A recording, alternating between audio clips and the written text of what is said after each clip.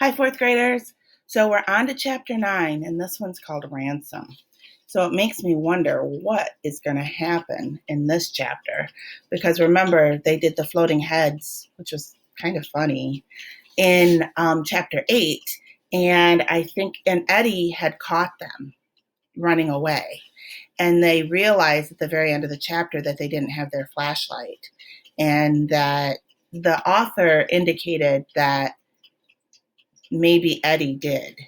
So we're going to go on to chapter 9, Ransom.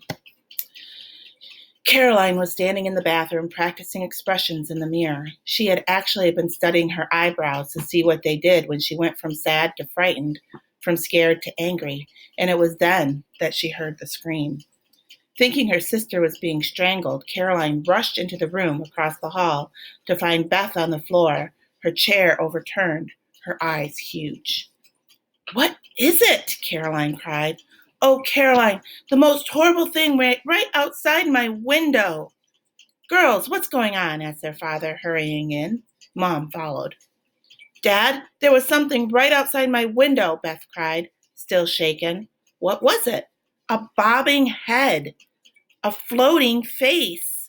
It was green with gray eyes.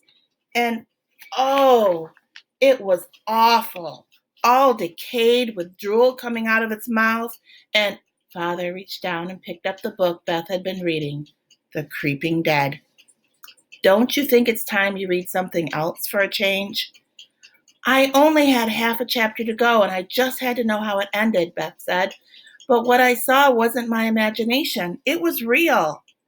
Caroline and her mother went to the window. "Well, I don't see a thing," said Mrs. Malloy. "Eddie went next door to take back the eggs I borrowed. I'll bet it was her." "It wasn't Eddie," Beth declared. "I'll go check," said Father. He started down the stairs, the other behind him, just as Eddie was coming up. "What's happening?" she asked. "You missed a floating face," Caroline told her dryly. "Dad's going out to check." "Don't bother," Eddie said. "Guess who I just bumped into? Crashed into, actually. They were in such a hurry to get away." "Them?" cried Beth. Eddie nodded. "Who?" said Mom. "Those Hatford boys?" "The very same," said Eddie. "There's a ladder up against the house right under Beth's window." "What now?" Mom exclaimed. "Those guys must drive their mother nuts." Coach Malloy, however, was grinning. "That's the kind of thing you get when you have boys, Jean. Now don't go telling on them. They helped wash our windows, didn't they?" Caroline waited as her parents went back downstairs. Then she and Eddie went inside Beth's bedroom and shut the door. "Those guys are terrible," Beth said angrily. "It could have been worse," said Caroline. "You could have been naked." Ooh. Frankly, it had been a wonderful trick, Caroline decided, and she only wished she had thought of it first to play on them. "We've got to get even," Beth declared. "We've just got to, Eddie." Eddie only smiled. "We already have. I have their flashlight. A good flashlight, too. I bet it belongs to their dad. They won't get it back unless they give us something in return." "What?" asked Caroline. "I haven't decided yet," said Eddie. "But believe me, they'll have to crawl." It would make such a marvelous story, Caroline thought, sort of like Cinderella, only with the shoe on the other foot. This time they got the glass slipper, and whoever it belonged to had to come and beg for it. On their way to school the next day, Beth and Eddie showed Caroline the ransom note they had written to the Hatfords. "To whom it may concern. If you ever hope to see your flashlight again, you will meet us at the swinging bridge at 7:30 this evening, and you will each say aloud, 'I am honestly and truly sorry for the trouble I have caused, and will be a faithful, obedient servant of the realm now and forever. The Malloy Musketeers.'" "Servant of the realm?" Caroline asked. "What does that mean?" "I don't know," said Beth, "but I read it in a book, and it sounded wonderful." "It is wonderful," said Caroline. "We could go walking down the path tonight, single file, dressed like Egyptian princesses or something, and make them kneel down on one knee when they say it."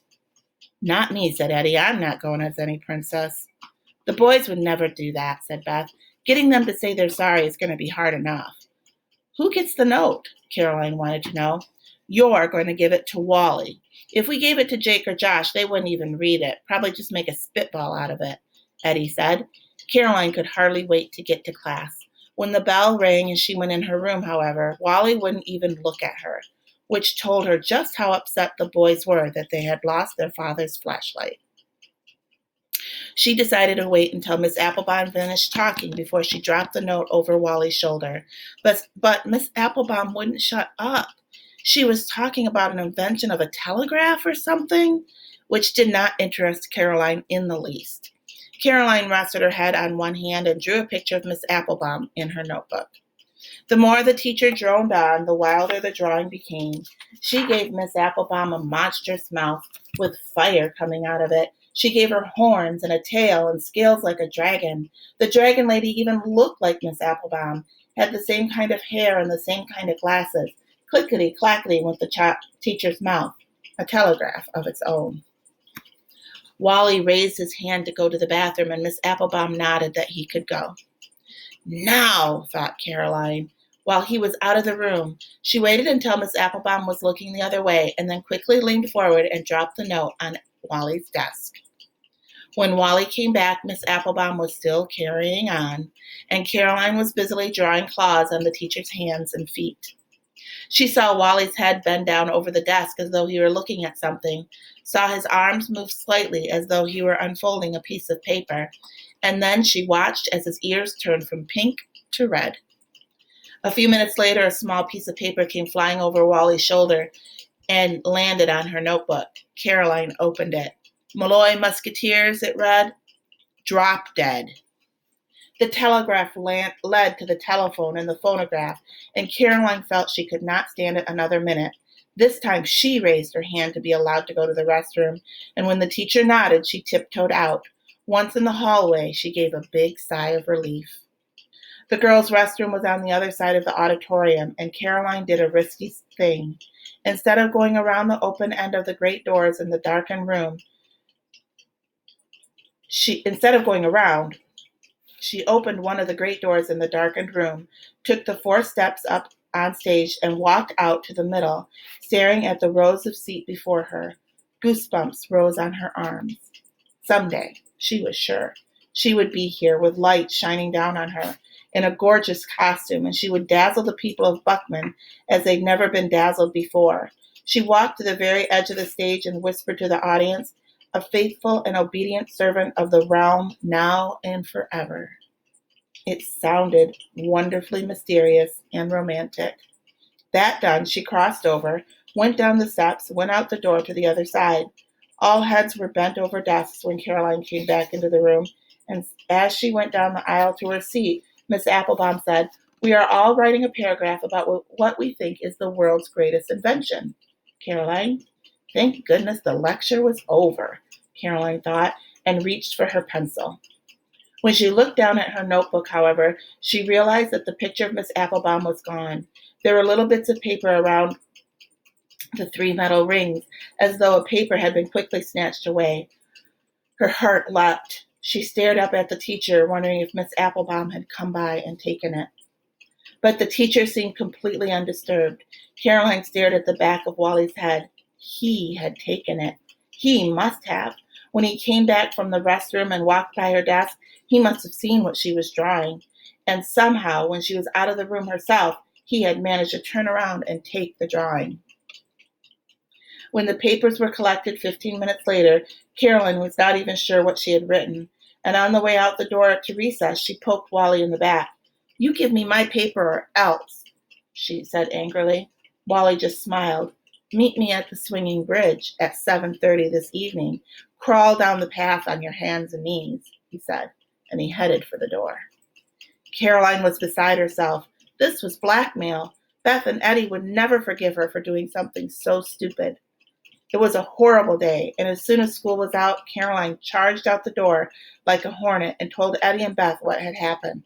The Hatford boys had already headed for home and were looking at the girls over their shoulders, laughing and hooting as they went. When Caroline and her sisters reached the swinging bridge, Caroline was too angry to go home, too angry to speak, almost. She stood glaring after the Hatford boys as they went up on the porch of their house and slammed the door. And then she saw something else, clothes drying on the clothesline in the back of their house. "Wait here," she said to Beth and Eddie. She marched right up to the Hatford's lawn. Without looking to the right or left, she stalked around to the back, grabbed a pair of jockey shorts off the clothesline, and ran for her life as the boys came out on the porch and stared. Waving the jockey shorts high in the air, she tore across the swinging bridge, Beth and Eddie right behind her, and didn't stop until they were safely in their house and up in Caroline's room.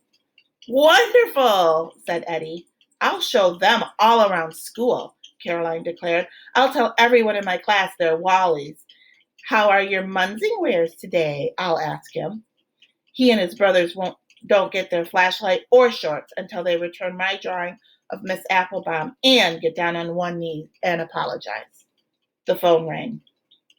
"I bet they want to exchange things right now," Beth said, giggling, as the girls dashed out in the hall. "They can't even wait until this evening." Caroline picked up the phone. "Malloy Musketeers, Caroline speaking." There was a short pause on the other end, and then a man's voice said, "Caroline, this is Mr. Hatford, across the river. I wonder if you wouldn't mind returning my underwear." Oh my gosh. She took the wrong kid's underwear. She took Mr. Hatford's, the dad's. Oh, hilarious. Oh, that's so funny. Oh my goodness. Okay. So the next chapter is chapter 10, Siren Song. I wonder what that one's about. Okay. I hope you enjoy. See you later, alligators.